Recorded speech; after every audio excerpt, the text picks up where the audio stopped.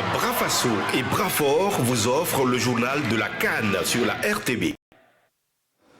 Troisième jour de compétition au Royaume chérifien, la 35e grande messe du football africain poursuit son petit bonhomme de chemin. Et pour le moment, pas de grosses surprises. Les grands ont tenu les rangs. C'est notamment le cas avec le Sénégal qui signe à ce stade de la compétition la plus grosse victoire. 3-0, ou encore du Nigeria qui évite de justesse le piège tanzanien. On vous dit tout ce qu'il y a à savoir sur cette troisième journée de compétition avec mon invité, notre consultant maison, Juste Fremzio. Bonsoir. Bonsoir Mariam, bonsoir chers amis téléspectateurs de la RTV, c'est encore un plaisir d'être là. On parle des rencontres d'aujourd'hui, il y en a eu 4 au total juste après cette respiration.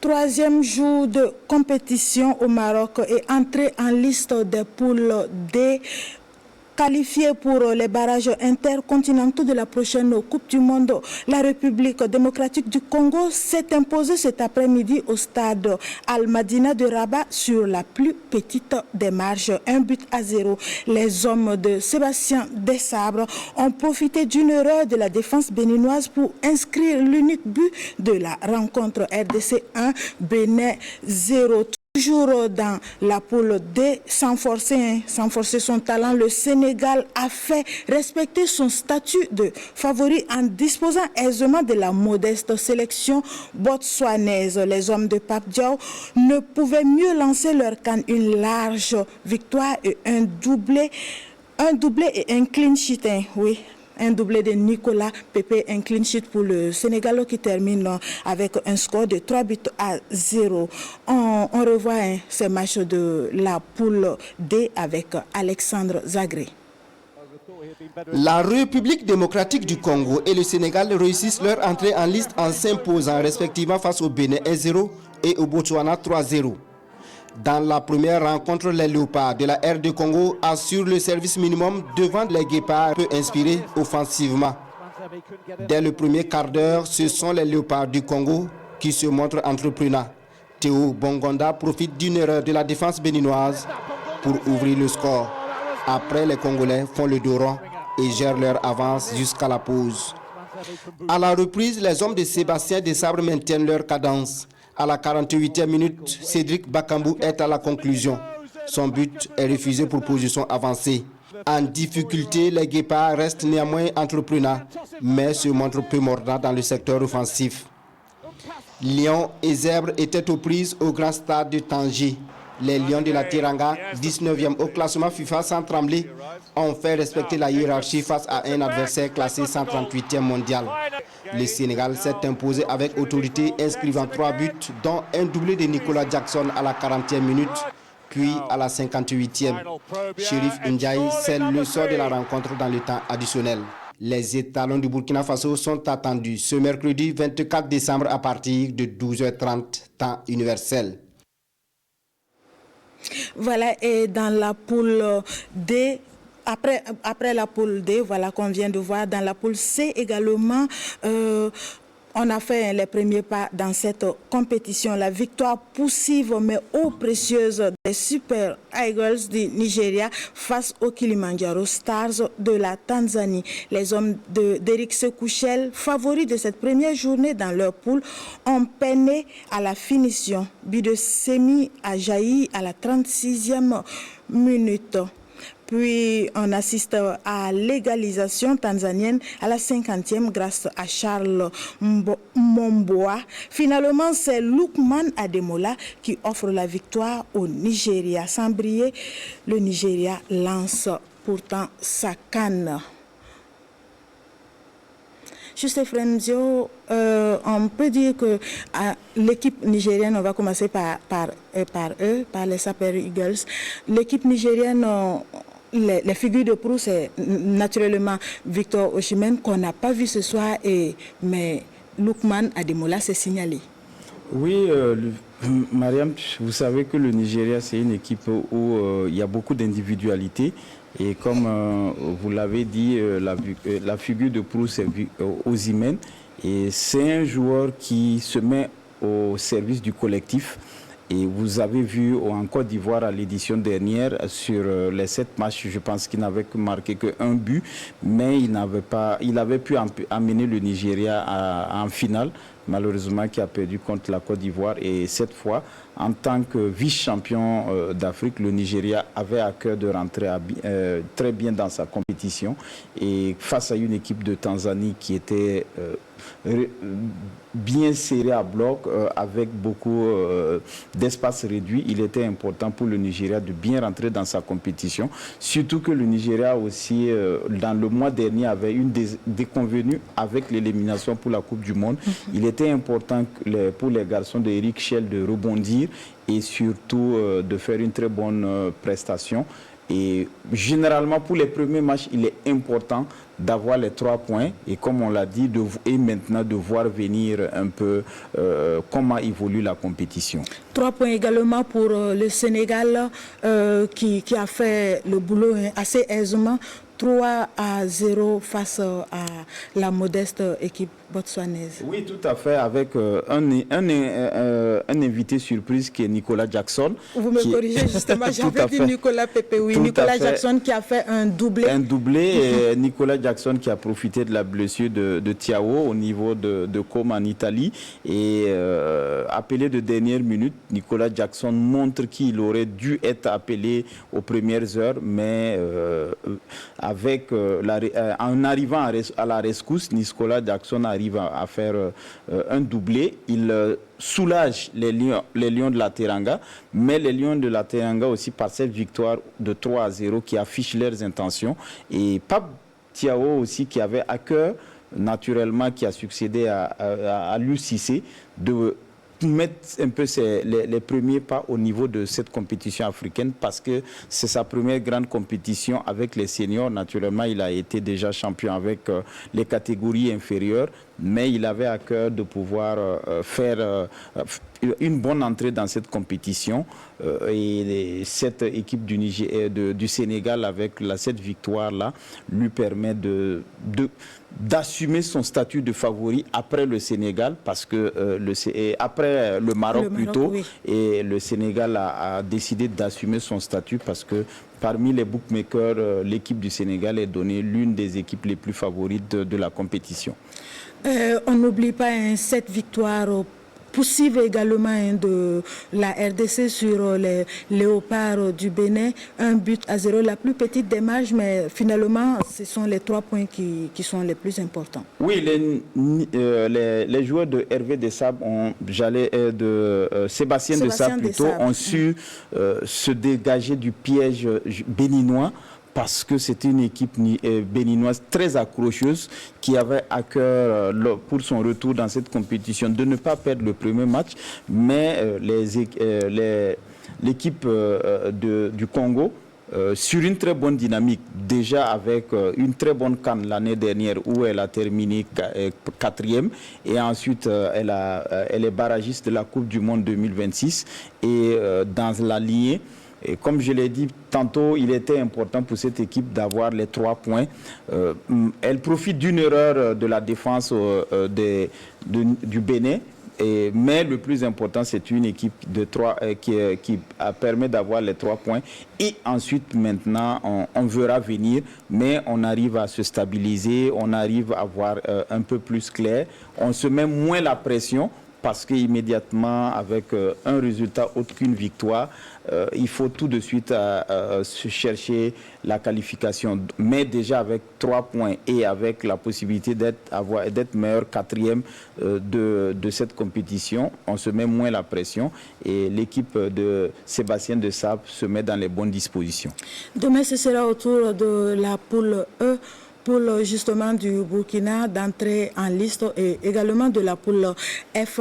On parle des étalons, mais avant, petite respiration avec nos partenaires de Brafaso.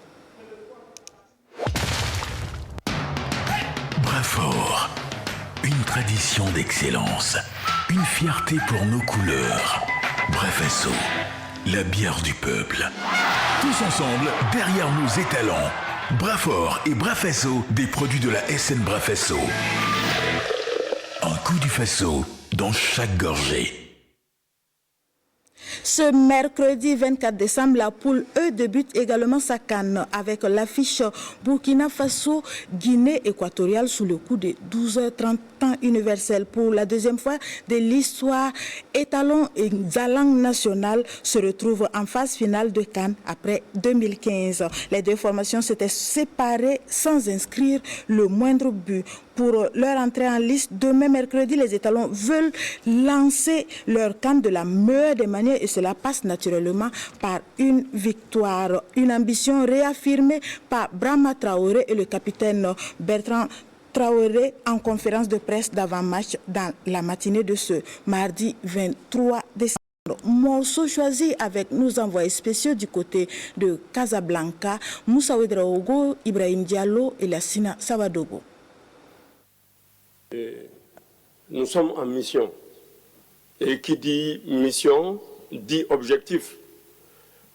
Nous sommes là pour atteindre des objectifs, mais je pense que le premier, c'est d'être présent le 18 janvier pour remporter cette coupe. Et nous ne voyons pas de pression. C'est comme nos FDS qui sont au front et qui sont en train d'atteindre les objectifs. Nous aussi, nous devons le faire pour eux, parce qu'ils se battent, ils donnent tout au front, d'autres tombent au front. Nous devons les copier, nous devons faire plus qu'eux. C'est le premier match de la CAN pour nous et pour vous également. Nous pensons que chaque équipe va se donner pour pouvoir avoir un résultat satisfaisant. Ça voudrait dire chaque équipe cherchera la victoire. Vous le savez très bien. C'est un honneur, c'est une fierté pour nous, les joueurs déjà, d'être ici à la CAN. C'est toujours, voilà, être sélectionné, c'est toujours un privilège, parce qu'il y a beaucoup de joueurs, il y a beaucoup de sollicitations. Voilà, si on a la chance de participer à une CAN, c'est une fierté. Et venant à la CAN, on sait tous les attentes du peuple burkinabé. Il y a nous aussi nos ambitions, et nos ambitions sont claires. Personnellement, j'ai fait plusieurs CAN déjà, et je n'en ai pas gagné. Et le pays a beaucoup d'attentes. Les Burkinabés n'attendent que le trophée, une Coupe d'Afrique. On ne va pas se cacher. On est ici pour gagner le trophée. Si on ne le gagne pas, ça serait un échec. Et du coup, on va tout donner, on va se donner les moyens et essayer d'aller jusqu'au bout et rendre fier le peuple burkinabé. Après la conférence de presse, place à l'entraînement. Le dernier pour les Étalons avant la rencontre avec la Guinée équatoriale. Et comme il est de coutume, les 15 premières minutes étaient ouvertes à la presse. Nos envoyés spéciaux étaient du côté du centre Raja de Casablanca. Cet après-midi, on retrouve Moussa Ouedraogo, Ibrahim Diallo et Lassina Savadogo pour le point. Avant la rencontre de la première journée de ce groupe E entre le Burkina Faso et la Guinée équatoriale, ici sur le terrain d'entraînement du Raja Athletic Club de Casablanca, des joueurs se sont prêtés donc à nos questions, histoire de nous donner déjà leur état d'esprit avant cette rencontre. Première, mais déjà capitale dans la course à la recherche déjà de la première place ou la qualification pour les huitièmes de finale. On va écouter successivement Edmond Tapsoba, Hervé Kofi Kwaku et Georgie Menougou qui se sont prononcés au sujet de cette rencontre face au Zalang National prévu pour demain au Stade Mohamed V de Casablanca. Tout d'abord, je pense que l'équipe se sent bien et aussi on s'est bien préparé, le groupe vit bien et on sait que l'entraînement amateur à la CAN est un truc primordial pour nous, pour bien se lancer dans la CAN. Donc on prend ce match au sérieux et on saura comment l'aborder demain. Et si on est solidaire en dehors du terrain, on peut l'être aussi sur le terrain. Donc, ça peut nous donner beaucoup de force et à se battre les uns pour les autres sur le terrain et à fournir les efforts aussi les uns pour les autres. Et je crois qu'actuellement on a un très bon groupe, on est bien solidaires et on va encore faire ce qu'il y a à faire ce soir et bien être prêt pour le match de demain. C'est ma première CAN et vraiment je suis beaucoup motivé, moi particulièrement, et aussi je sais que tout l'effectif, nous sommes vraiment motivés pour ces matchs à venir. Et tout ce que je peux dire, c'est que nous attendons ce moment, voilà, et nous savons que nous avons un peuple derrière nous qui nous attend, qui a besoin de résultats aujourd'hui. Et nous sommes prêts à tout donner sur le terrain. Et moi, le premier devant, je suis prêt à me battre et à tout donner pour aider la nation à atteindre les objectifs. Voilà, comme vous l'avez constaté, ce dernier entraînement des étalons du Burkina Faso a été suivi par les autorités sportives du pays, le ministre des Sports, l'ambassadeur du Burkina donc ici au Maroc et bien d'autres autorités venus prêcher la bonne parole avant cette rencontre. Première mais déjà cruciale entre les étalons du Burkina Faso et les Zalang nationales. La veille du premier match du Burkina Faso, la délégation que j'ai conduite ici au Maroc est venue porter un message du peuple burkinabé à notre 11 national. C'est celui de leur dire que le pays les a envoyés en mission à un moment où le Burkina Faso est debout sur plusieurs fronts pour affirmer sa souveraineté, qu'ils sont aujourd'hui les VDP qui doivent porter cette vitrine du Burkina Faso à travers le sport, qui doit faire rayonner le flambeau du Burkina Faso à cette CAN au Maroc 2025. Nous sommes venus aussi leur porter l'espoir de tout le peuple burkinabé qui croit en eux, voilà, et qui attend que dans chaque geste, dans chaque pas, dans chaque course sur le terrain, cela puisse égayer le peuple burkinabé qui est tant porteur d'espoir et que chaque centimètre carré de ce terrain soit vu comme étant le territoire du Burkina Faso qu'il faut défendre avec engagement, avec patriotisme et avec fair play surtout, parce que chaque action au cours de cette compétition doit participer à magnifier le peuple burkinabé. Voilà, juste Fremzio, des retrouvailles entre le Burkina et la Guinée équatoriale 10 ans après la dernière phase finale de CAN où ces deux équipes-là se sont retrouvées. Et généralement, on a l'habitude de le dire qu'en football et comme dans plusieurs d'autres domaines, la réalité d'hier n'est pas celle d'aujourd'hui. Les choses changent et les attentes aussi ont changé et sont plus élevées. Oui, tout à fait. Il y a 10 ans, le Zalang national était le pays organisateur et il y a 10 ans, le Burkina Faso avait une autre génération. Je pense que cette génération est pratiquement renouvelée. Ceux qui ont été là il y a 10 ans ne sont pratiquement plus là. Où il ne reste que quelques-uns seulement qui ont vécu l'épopée de 2015. Donc c'est une autre réalité et c'est vrai que ces deux équipes s'étaient séparées dos à dos. Mais cette fois-ci, c'est deux équipes qui se retrouvent pour entrer dans la compétition. Et comme on le sait, aujourd'hui, si on ne peut pas gagner le match, on ne doit pas le perdre. Et la mission pour les étalons dans ce sens-là, c'est de tout faire pour gagner, pour pouvoir se mettre dans les bonnes dispositions ou ne pas perdre parce que le second match c'est contre l'Algérie, c'est l'équipe favorite du groupe et il faut avoir l'honnêteté de le reconnaître parce que l'Algérie, les Fennecs d'Algérie, c'est l'équipe numéro 1 dans la poule. Donc les étalons, pour se faciliter le calendrier et se faciliter la qualification, doivent aborder le match avec la plus grande sérénité et pour une des rares fois et le discours que tous les acteurs sont en train de prôner, que ce soit l'entraîneur ou que ce soit le capitaine des étalons, ils ne se sont pas détournés. Les étalons sont là pour briguer la victoire. Ils ont déjà joué la finale, ils ont déjà joué la demi-finale. Ce qui les reste maintenant, c'est la victoire. Et en décidant de s'assumer de cette manière, je pense aussi que c'est une manière aussi de se délaisser de la pression. Voilà, parce que quelque part, les étalons nous ont toujours montré qu'ils sont faibles psychologiquement et en décidant de s'assumer, ça les enlève un peu de la pression et on verra demain à partir de 12h30 ce que ça va donner. Et on sort la loupe pour décortiquer une action précise, c'est dans notre rubrique l'action du jour, juste après.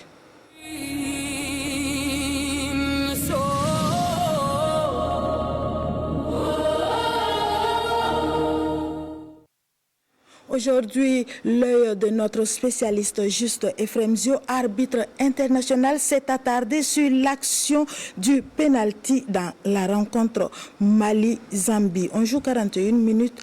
Mathius Banda décoche un tacle appuyé sur Néné Dorgelès. La VAR appelle l'arbitre somalien Omar Anta et après visionnage, le verdict tombe penalty pour le Mali. Juste Efremzio, pourquoi cette action précise-là? Oui, là on voit sur l'arrêt d'image que Alidou nous a faite, c'est que le joueur zambien qui touche le talon du joueur malien sur cette phase de jeu, c'est une attaque naturellement de l'équipe malienne et le joueur malien joue d'abord le ballon et ensuite le joueur zambien qui vient par derrière et qui le tape le talon.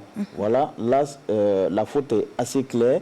Naturellement, l'arbitre n'aurait pas eu besoin de la VAR, l'arbitre n'aurait pas eu de toutes les manières, s'il avait une meilleure position, mais il est face à l'action et il ne voit pas, il n'arrive pas à apprécier l'action. Donc l'arbitre laisse jouer et comme nous l'avons dit hier, la VAR interpelle l'arbitre pour lui dire « Monsieur l'arbitre, il y a une erreur manifeste de votre décision. Pourquoi ? Parce que sur cette phase de jeu, il y a eu une faute dans la surface de réparation et cette faute-là mérite une sanction. Et comme je l'ai dit, par rapport à la situation d'hier où l'arbitre n'avait pas été appelé et que des téléspectateurs avaient demandé pourquoi l'arbitre n'a pas été appelé, je leur avais dit que c'est parce que l'arbitre ne fait pas une erreur manifeste.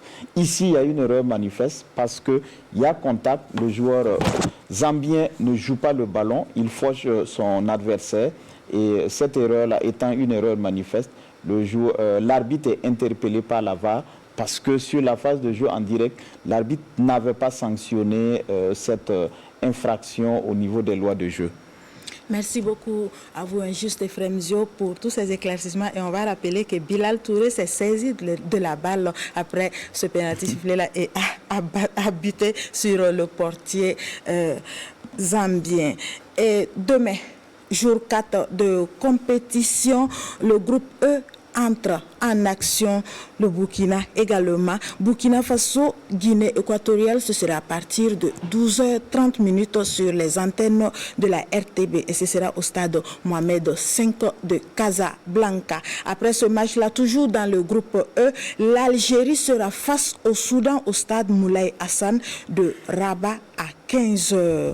Dans le groupe F, 17h30, la Côte d'Ivoire sera face au Mozambique et à 20h pour clôturer ce 4e jour de compétition, le Cameroun va affronter le Gabon dans ce derby, on va dire quoi, de l'Afrique centrale. Voilà, au stade Adrar d'Agadir et ce sera à partir de 20h. Les rencontres Burkina, Guinée équatoriale, Côte d'Ivoire, Mozambique et Cameroun-Gabon seront en direct sur vos antennes. Juste Efremzio, je pense qu'on a fait le tour d'horizon sur la journée d'aujourd'hui. Comment vous appréhendez celle de demain? Une journée chargée, hein? Oui, une journée chargée comme celle d'aujourd'hui, naturellement avec la fête de la Nativité qui a lieu le 25, dont le calendrier est fait de telle sorte que toutes les équipes vont se reposer déjà le 25. Donc, il y aura 4 matchs encore demain et c'est une journée où les étalons rentrent en compétition. Donc, déjà, une journée où, à partir de 12h30, tous les Burkinabés, 20 millions de Burkinabés seront devant leur petit écran pour pousser le 11 national. Et les 3 autres matchs, nous suivrons naturellement le match Algérie contre Soudan pour voir qu'est-ce que cela va donner. tout en espérant que les étalons vont très bien se comporter et que les étalons pourront s'en sortir avec les 3 points. Le derby de l'Afrique centrale, comme vous l'avez dit, avec le Cameroun, avec toutes les péripéties, comme on l'a dit. Le Cameroun sans péripéties n'est pas le Cameroun, et le Cameroun avec un changement d'entraîneur, avec le Gabon qui ne peut pas bénéficier de Obama pour ce premier match-là. Donc c'est un derby local de l'Afrique centrale, un derby entre voisins au niveau de l'Afrique centrale qu'on verra. Et on aura naturellement l'entrée en liste du champion sortant, les éléphants de Côte d'Ivoire qui nous avaient surpris l'année dernière en remportant la 3e le trophée au niveau d'Abidjan. Donc une journée encore palpitante avec beaucoup d'enseignements que l'on aura à vivre.